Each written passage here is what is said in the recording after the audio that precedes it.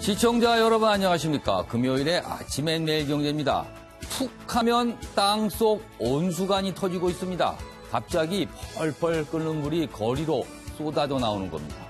지하 인프라가 분명 고장난 건데 해마다 거액이 들어가는 우리의 인프라 투자, 그 돈 다 어디로 가고 있는지 묻지 않을 수 없는 상황입니다.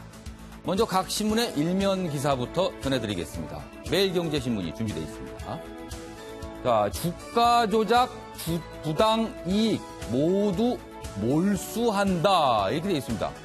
부당 이익은 원래 몰수하는 거 아닙니까? 그런데요, 그동안 이게 잘 안 됐다 그러네요.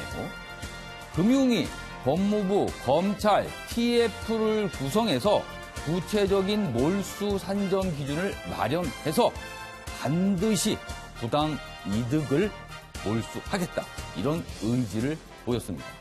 나쁜 돈이죠. 반드시 몰수해야겠습니다. 자, 이번엔 한국일보로 가겠습니다. 주한미군, 한국인 근로자 무급 휴직할 수도 있다. 이 얘기를요, 지금 방위비 분담금 협상 중에 압박용으로 내놓았다고 합니다. 방위비 분담금 협상 타결 안 되면 내년 4월 중순부터 강제 휴직할 수도 있다. 이렇게 밝혔다고 합니다. 8,700명 근로자 본로로 정부를 압박하는 것 아니냐, 이런 얘기가 안 나올 수 없습니다. 문제는요, 이 방위 분담금 지금까지 낸 돈 중에 남은 돈이 꽤 됩니다. 그런데도 돈을 더 내라고 지금 이러는 것 같습니다.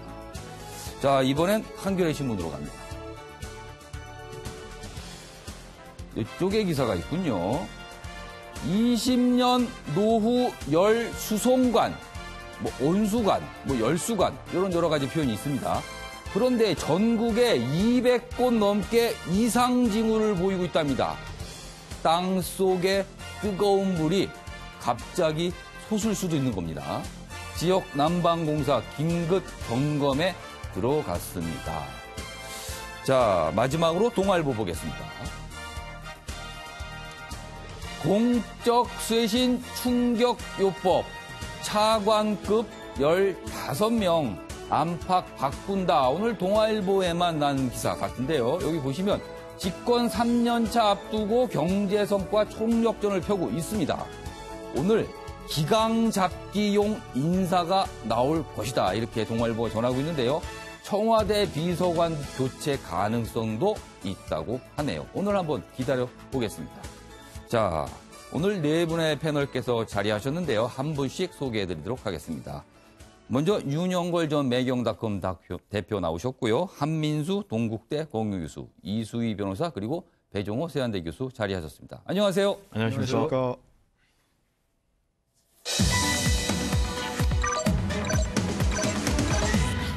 오늘자 신문 기사의 핵심을 정리한 아침을 여는 키워드입니다. 첫 번째 키워드는 땅 및 시안 폭탄, 그리고 나도 백이조군, 그다음에요 초등생의 꿈, 유튜버, 마지막으로 과학자들의 저항, 이렇게 네 가지 키워드로 준비됐습니다. 자, 그럼 본격적으로 1시간 동안의 신문 브리핑 출발해 보겠습니다. 첫 번째 기사, 온수관 얘기를 안 할 수가 없습니다. 여기 기사 준비되어 있습니다. 조선일보인데요. 열수 시한폭탄이 돈다. 땅 밑에서 돌고 있습니다. 서울, 대구 등 200여 곳 이상 징후, 20년 넘은 전국 열수관 점검에 들어갔지만 불안하기는 여전합니다. 서울, 여의도, 상암, 반포, 분당, 고양, 이른바 기반시설이 잘 갖춰졌다고 알려진 곳들입니다. 이런 곳들에 지금 땅속 열수관 심상치가 않습니다. 파열 계속되는데 노후 열수관 점검 교체는 석 달 뒤에나 마무리가 될 수 있다고 하네요. 그리고요, 그동안 사고가 계속 나왔는데 부실 점검 분명히 문제가 있어 보입니다. 자, 먼저 윤영걸 전 대표님.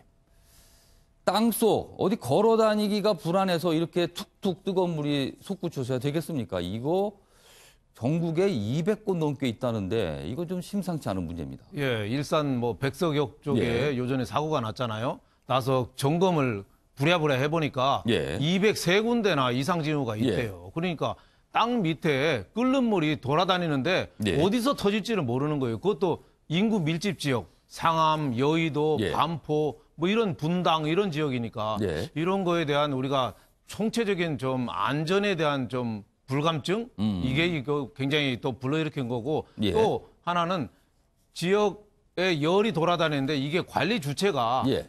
지금 사고가 난 그 지역 난방공사는 예. 절반만 관리하고 나머지는 또 서울시에서도 관리하고 그렇습니다. 또 따로따로 하고 있다는 예. 거예요. 그러니까 아무것도 좀 관리되지도 않고 예. 또 지난번에 코레일 강릉 쪽에서 사고 날 때도 예. 우리가 안타까운 게 코레일 사장이 저 사고 이유에 대해서도 잘 해명을 못 했잖아요. 예. 날이 추워서 그랬다는 둥 뭐 그래서 사고에 대한 설명도 잘 이해를 못 했는데 지금 지역 난방공사 사장도 국회의원 보좌관 하시다 오신 분이거든요. 아. 그러니까 이번에 아마 일반 국민들하고 예. 아는 정도가 별 차이가 없을 거예요. 그러니까 평소에 이거에 대한 깊은 이해가 좀 그렇죠. 없을 수 있다는 거네요. 위기 때는 위기관리 CEO가 나서서 앞장서서 예. 이렇게 하겠다고 해야 예, 되는데 예. 본인도 처음 듣는 거니까 국민들은 얼마나 불안하겠습니까? 예. 여기에 대한 시급한 대책이 좀 필요하다고 봅니다. 지금 방금 말씀하신 내용 중에 섞여 있는데요. 이 땅속 온수관, 열수관을 관리를 하는 체계에 좀 문제가 있는 거 아닌가 이런 지적도 나오고 있는데 그 기사 준비되어 있습니다. 여기 경향신문 기사인데요. 4,000km 열수송관 관리 주체가 제각각이랍니다. 어떤 곳은 지역난방공사가 하고 어떤 곳은 다른 곳이 하고 그래서 일관된 관리가 어려운 거 아니냐 이런 지적이 나오고 있어요. 자, 한민수 개영 교수님. 이런 문제가 불거질 때만 우리는 이른바 컨트롤 타워 얘기를 매일 하거든요.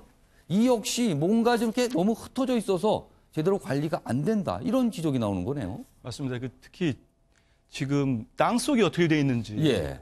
아는 사람이 없을 것 같아요. 예. 그동안에도 뭐 싱크홀 때문에 언제 어디가 꺼질지 그렇습니다. 모른다는 불안이 있었는데 이제는 어디서 아주 뜨거운 온수가 터질지 모르는 예. 상황이 된 겁니다.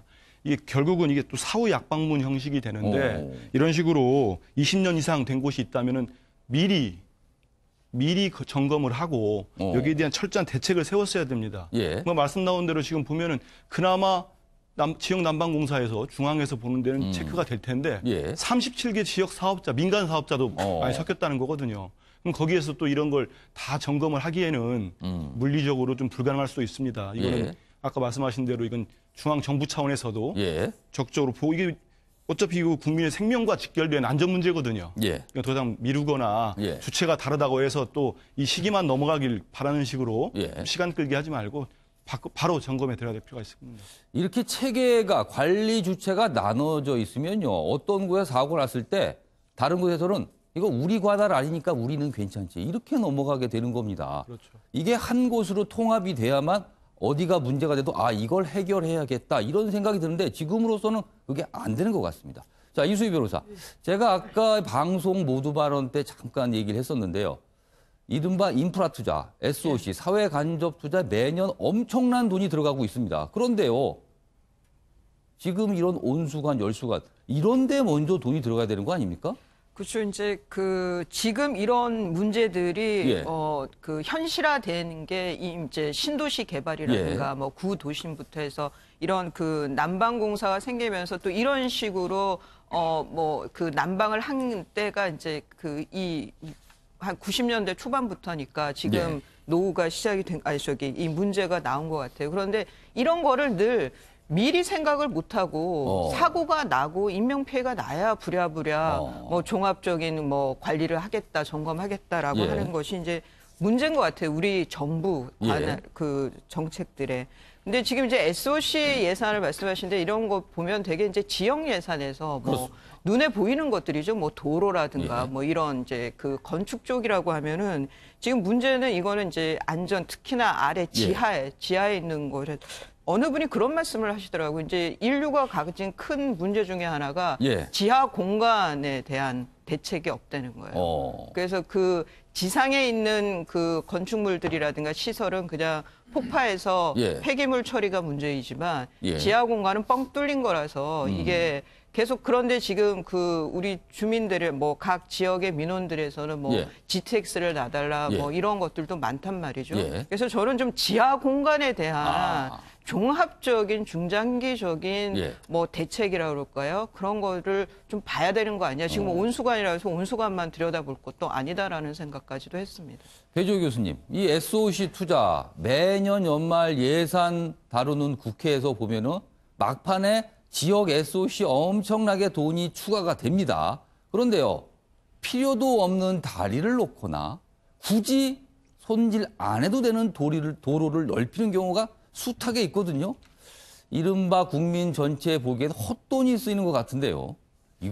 이런 돈 좀 이렇게 돌리면 안 됩니까? 맞습니다. 이번에 국회에서 예산안 예. 처리할 때도 일자리 복지 예. 예산을 마지막에 1조 2천억을 감액을 하고 대신에 SOC 예산을 1조 2천억 원 정도 늘렸거든요. 그런데 그 SOC 예산을 보니까 마지막에 국회 소소위에서 쪽지 예산을 통해서 그렇죠. 이른바 실세 국회의원들의 지역구 말씀하신 대로 뭐 도로라든지 다리 예산으로 대거 책정이 됐거든요. 그럼 이제 그런 부분은 생활형 SOC 예. 하고는 전혀 거리가 멀거든요. 예. 그래서 그런 부분에 대해서 특히 국회가 좀 신경을 말로만 민생 하지 말고 예. 실질적으로 민생 챙기기에 나서야 되는데 예. 지금 이번에 사고가 난 예. 열수송관 같은 경우는 지금 노후된 그런 이제 수송관 때문에 문제가 생긴 거 아니겠습니까? 예. 20년 이상 낡은 그렇습니다. 그런 수송관 때문에 그동안 방치돼 왔는데 예. 이게 또 놀랍게도 역설제기도 오히려 강남 지역에 굉장히 그렇습니다. 분당에 또 뭐 40군 넘게 예, 예. 강남이 18곳 이렇게 이제 낡은 그런 이제 송수관 때문에 문제가 생겼는데 예. 이게 그럼 왜 이런 문제가 생겼냐 예. 보니까 제가 볼 때는 이 일반 국민들, 시민들의 안전과 직결되는 부분인데 국가의 컨트롤 타워가 없었어요. 이게 무슨 얘기냐면은 지금 이제 지역 난방공사가 예. 관리하는 부분이 있고 예. 지자체가 관리하는 부분이 있고 예. 그리고 민간이 관리하는 부분 이렇게 이제 각자 제각각이다 보니까 국가에서 전체적으로 통제하지 못한 예, 예. 그런 상황에서 빚어진 사고 같고 실제로 최근에 빚어진 코레일 예. 사고도 마찬가지거든요. 철도청이 분리가 됐지 않습니까? 코레일하고 예. 시설공단. 그러면서 이제 안전 관리의 사각지대가 생겼는데 이번 기회에 이 부분에 있어서 좀 전수조사도 물론 필요하고 예. 국가적 차원의 컨트롤 타워 건립이 좀 필요하지 않나 이런 생각이 듭니다. 진정한 SOC는 안전을 보장해주는 시설이 SOC가 아닌가 하는데 우리의 SOC 투자 과연 제대로 쓰이고 있는지 이런 걸 좀 국회가 나서야 되는 거 아닌가 이런 생각이 좀 듭니다.